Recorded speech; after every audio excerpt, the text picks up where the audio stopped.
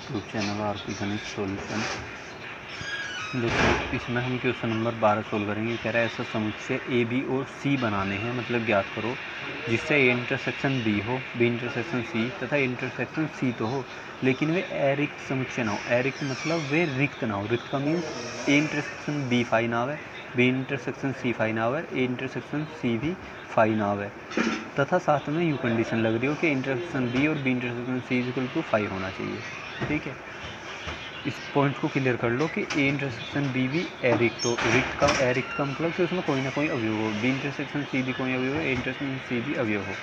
अब यहाँ मान लेंगे, माना ए इक्वल टू 1 उठा लो सीधा सीधा। अब यहाँ लिखेंगे चूँकि A intersection B, A intersection B में क्या होना चाहिए, कोई ना कोई। देखो यार मैंने ध्यान तो दिया ही नहीं, ये तो इधर पहुँच रहा है।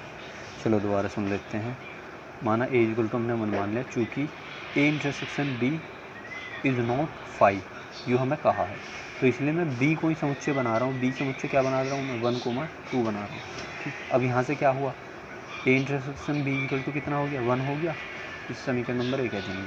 ठीक, अब आगे क्या है कि बी इंटरसेक्शन सी भी कितना होना चाहिए, अरिक्त ही होना चाहिए। और यहाँ लिखेंगे चूँकि B intersection C is not 0, तो मैं यहाँ से बी से सी सेट बनाऊँगा, इसलिए सी सेट बनाया तो उसके लिए मैं क्या बनाऊँगा, 1, 2। अब यहाँ थोड़ा हमें घुमाना पड़ेगा। क्यों घुमाना पड़ेगा कि यदि मैंने यहाँ 1, 2 और यहाँ 1, मतलब बी इंटरसेक्शन सी होना चाहिए, तो बी इंटरसेक्शन सी तो होगा, उसमें 1 कॉमन हो जाएगा। लेकिन यदि मैं यहाँ 2 भी ले दूँ और 3 ना लूँ, तो फिर यहाँ A intersection B equal to A intersection B intersection C. देखो कहने का मीन्स हमें एक कंडीशन ये भी तो दिखानी है कि A intersection B intersection C equal to क्या होना चाहिए, फाई आना चाहिए।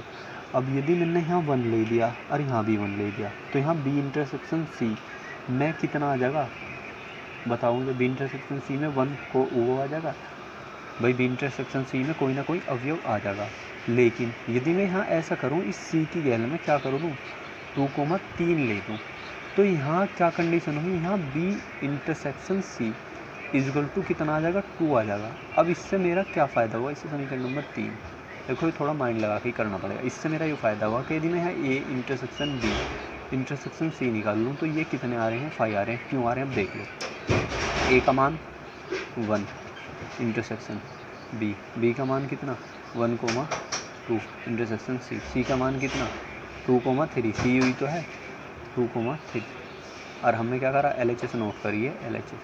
ठीक, अब 1 में और इस सेट बी में क्या कॉमन आ रहा, इन दोनों में क्या कॉमन आ रहा, 1 इंटरसेक्शन आया, इंटरसेक्शन 2, 3। ये तो नोट ही नहीं करना क्योंकि हमने LHS नोट कर दिया। अब इसमें और इसमें क्या कॉमन आ रहा, 5 कॉमन आया नहीं आया। लेकिन यदि मैं यहाँ गलती से भी 1 कॉमन ले देता, मतलब इस सेट को, इस सेट सी को 1, 2, 3 बना देता, तो दिक्कत हो जाती।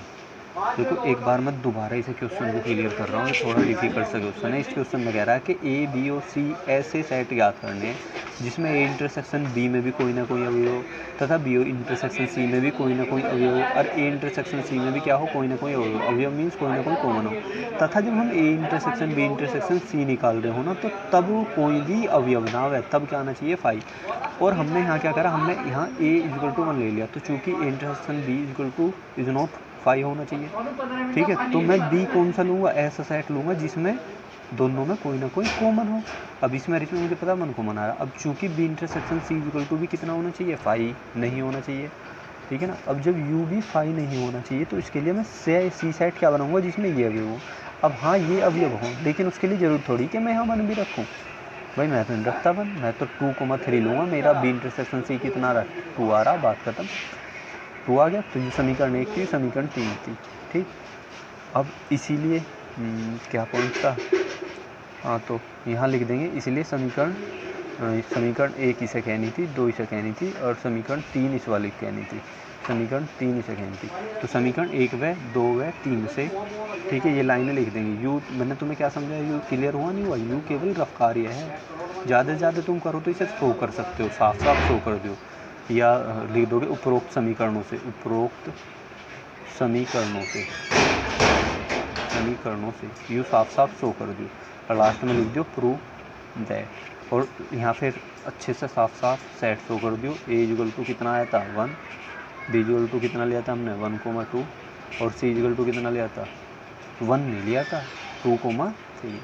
बस आंसर। इसे साफ साफ अच्छे से कर दियो। ठीक है।